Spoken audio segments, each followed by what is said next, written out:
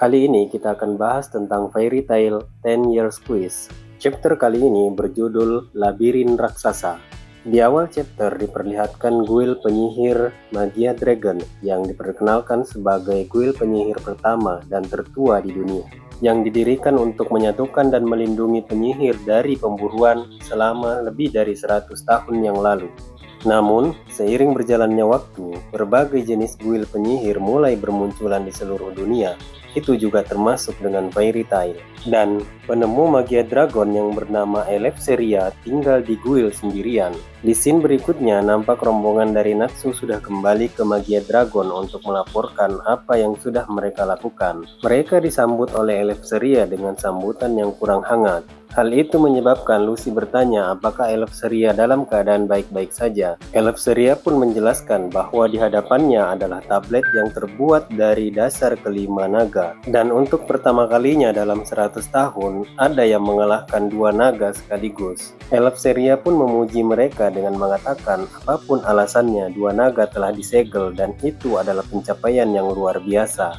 Perbincangan hangat di meja makan itu pun lanjut dengan membicarakan tentang Selena. Perbincangan mereka pun sampai dengan membahas samurai yang bernama Susaku dari guild Diablos yang sempat merepotkan mereka. Di sini nampak jelas bahwa Eleftheria sangat mengetahui tentang guild tersebut. Carla yang begitu penasaran dengan guild Diablos mempertanyakan bahwa apakah guild itu didirikan untuk menyelesaikan kuis 100 tahun ini. Dan benar saja, Eleftheria mengatakan bahwa Diablos adalah guild yang didirikan saat kemunculan kuis 100 tahun. Eleftheria pun melanjutkan ceritanya bahwa George membunuh naga yang masih hidup kecuali 5 dewa naga dan memakan daging mereka. Setelah itu dia membentuk guild Diablos. Dari cerita Eleftheria, rombongan Natsu pun menjadi tahu bahwa bagaimana caranya guild Diablos mengetahui terkait dengan kelima dewa naga.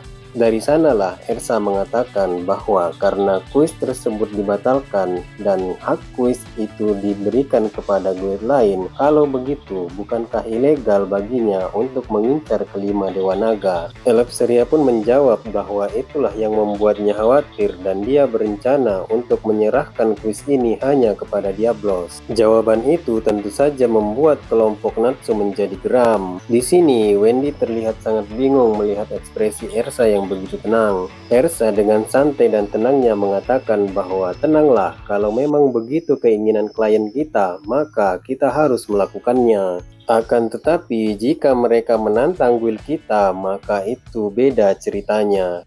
Rombongan mereka pun menjadi sangat bersemangat dan mengatakan betul itu, kalau mereka menghalangi kita lagi, kali ini kita akan hajar mereka.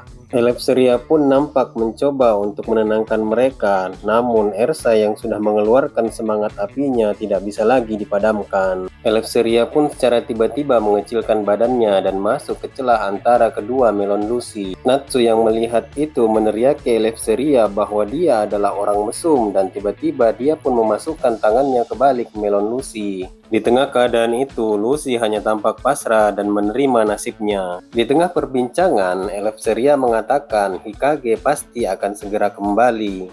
Dan dia ingin memperkenalkan Hikage kepada mereka. Jelas saja tidak lama kemudian muncul seekor gagak yang bisa berbicara sambil berteriak gawat darurat.